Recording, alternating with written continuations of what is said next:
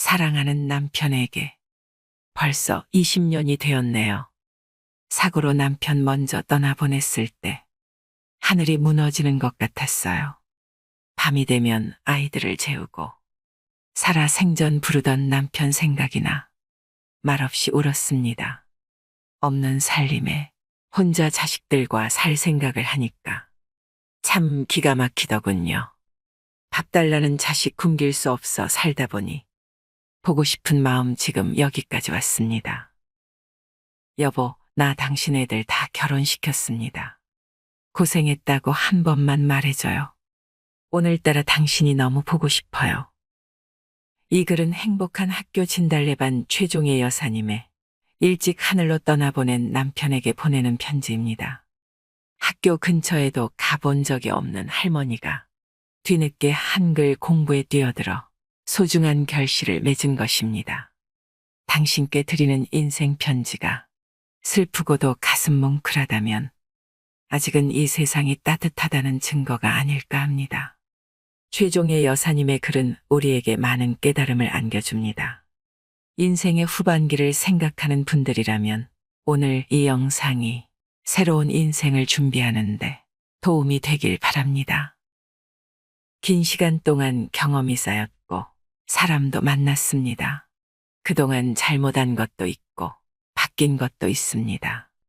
남은 인생을 잘 살아가기 위해서 가장 중요한 것은 삶에서 버려도 되는 것과 버리면 안 되는 것을 구분하는 일이라고 합니다.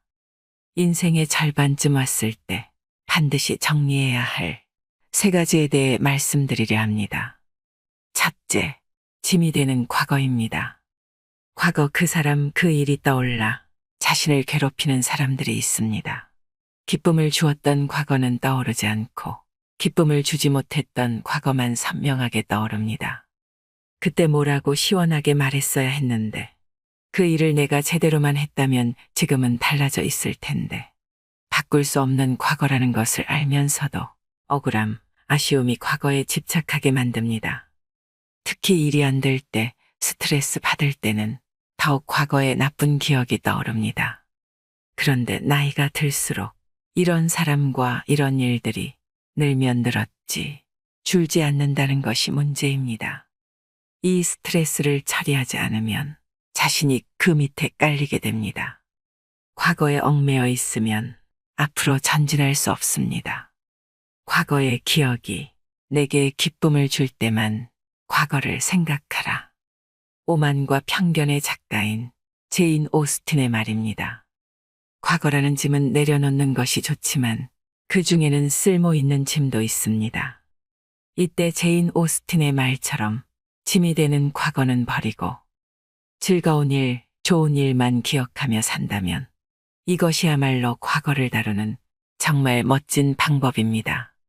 나이 들어도 과거 상처에서 벗어나지 못하는 경우가 많습니다. 머리가 희끗한 나이가 되었어도 어릴 적 상처, 불우한 환경, 가족과 있었던 슬픈 기억에 끌려다닙니다. 성인이 된 지 수십 년이 지났는데도 자신의 삶이 과거의 상처에 지배받고 있는 것입니다. 그런데 이런 사실을 모르고 당연한 일상처럼 지내는 경우가 많습니다. 그러다 보니 정작 자기 삶을 살아야겠다는 생각을 놓칩니다.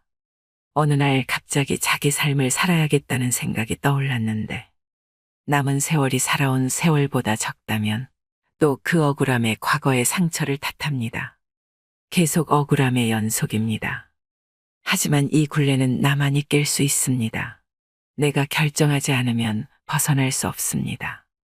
인생은 잘 잊어버리는 삶을 선택해야 합니다. 물론 억지로 잊기는 힘듭니다. 스스로를 잘 설득하기 위해 앞서 말씀드린 제인 오스틴의 말을 되뇌이는 것도 좋습니다. 과거의 상처는 덕분에라는 말로 상처가 아닌 나를 성장시킨 밑거름이라고 생각하는 것도 도움이 됩니다. 실제 극복한 사람들을 떠올리면서 말이죠. 크든 작든 짐이 되는 과거에는 절대 매달릴 필요가 없습니다. 교훈으로 취할 것만 취하고 나머지는 잘 잊어버리는 것이 좋습니다.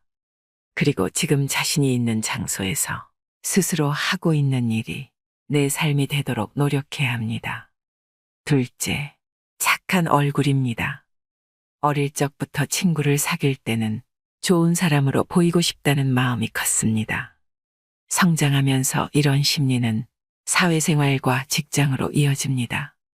하지만 이런 심리는 인간관계에서 스트레스를 가져올 때가 적지 않습니다.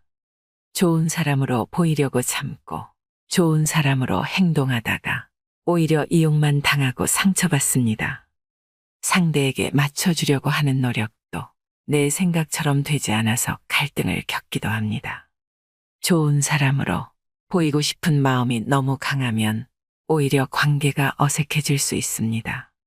자연스럽지 않으니 행동이 어색하게 나옵니다. 어색하지 않더라도 상대가 싫어할 수 있습니다. 상대 마음이 내 마음 같지 않은데 이를 맞추려고 하니 인간관계가 어려운 것입니다. 나쁜 인상을 주지 않기 위해 노력하는 것으로는 행복해질 수 없습니다. 좋은 인상을 심어주기 위해 지불하는 대가가 너무 크기 때문입니다. 모두에게 사랑받을 수는 없습니다. 아무리 잘해도 나를 싫어하는 사람은 생길 수밖에 없습니다. 해법은 인간관계는 삐걱거리는 것이 당연하다는 것을 받아들이는 것입니다. 삐걱거리는 것이 당연한 인간관계이기 때문에 좋은 관계를 확고하게 유지하기 위해서는 솔직한 모습을 보여주어야 합니다. 그 첫걸음이 착한 얼굴을 버리는 것입니다. 모두에게 좋은 사람으로 보여야 한다는 강박관념에서 벗어나라는 주문입니다. 맞지 않는 사람은 안 만나고 이용하려는 사람에게는 따끔한 모습을 보일 수 있습니다. 상대가 나를 좋아해야 한다는 마음도 버려야 합니다. 착하게 살았고 희생도 하며 살았더라도 그건 내 생각일 뿐 상대 마음은 다를 수 있습니다.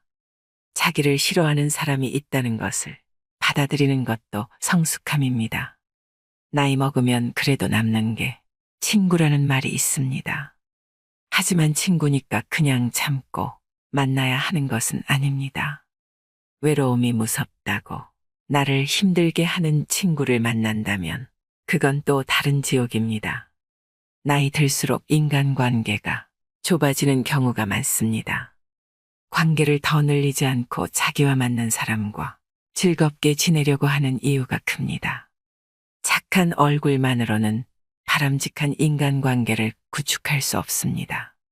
양에 집착할 필요 없습니다. 질이 중요한 것이죠. 셋째, 직함입니다. 평범한 인재는 직함으로 자신을 나타내고 큰 인재는 직함을 방해물로 생각하며 작은 인재는 직함에 먹칠을 한다. 버나드 쇼의 말입니다. 50 전후 많은 사람이 직장에서 나와 은퇴 후의 삶을 살게 됩니다. 이제는 자신이 스스로에게 큰 인재가 되어야 합니다. 진정한 자기 힘만으로 세상을 살아가야 할 때가 왔습니다.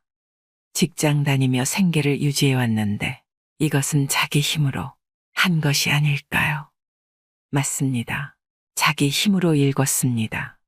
하지만 조직이란 시스템의 힘이 컸습니다. 직장을 나가는 순간 대부분 한 사람의 개인으로 돌아갑니다. 그동안 가지고 있던 직함과 권한은 사라집니다. 직장 다니며 배운 것이 있어도 직장을 나와 돈 버는데 써먹기 힘든 경우가 많습니다. 회사에서 인정받았던 능력과 사회에서 생존하며 살 수 있는 능력은 전혀 달라 당황하는 경우가 많습니다. 지금 없는 것에 대해 생각할 때가 아니다. 지금 있는 것으로 무엇을 할 수 있을까 생각할 때이다. 어니스트 해밍웨이의 말입니다. 인생의 후반기에는 직장과 직함에 매달리지 않아도 살아갈 수 있는 힘을 준비해야 합니다. 지금까지 나이 50 이후에 절대 매달릴 필요 없는 3가지를 말씀드렸습니다. 우리는 왜 절망하는 것일까요? 미래의 상황을 현재의 처지에 비추어 미리 계산하기 때문은 아닐까요?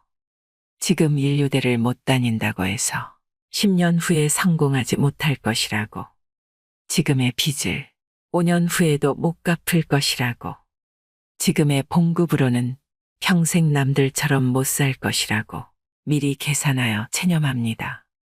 지금 가난하기 때문에 평생 가난하게 살 거라고 미리 계산기를 두들겨대면서 미래의 내 삶의 절망만을 안겨주고 있지는 않나요? 삶이 대단하고 인생이 긴 것 같아도 결코 대단한 것도 아니며 긴 것도 아닙니다. 우리가 팔팔하던 그 시절에는 시간도 더디게 가고 세월도 한없이 느리게만 가더니 인생의 반환점을 돌고 나니 그 시간과 세월이 너무 금방 사라져서 마치 인생의 급행열차를 타는 듯하지요.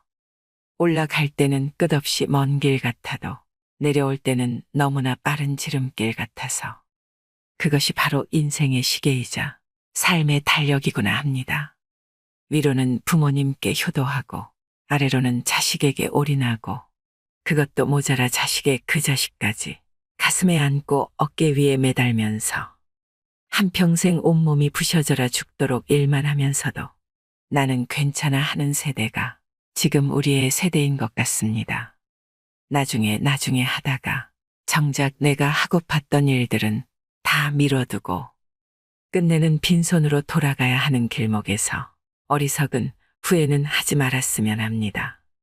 누구에게나 공평하게 주어지는 것이 시간이지만 시간은 그 주인에 따라 각각의 몫으로 소멸됩니다. 그동안 당신의 삶은 어땠나요? 단 한 번뿐인 인생에서 나 자신을 사랑하며 후회 없는 삶을 살아가시길 바랍니다. 이상으로 인생의 품격이었습니다. 하루하루 당신의 품격이 더 빛나길 바랍니다.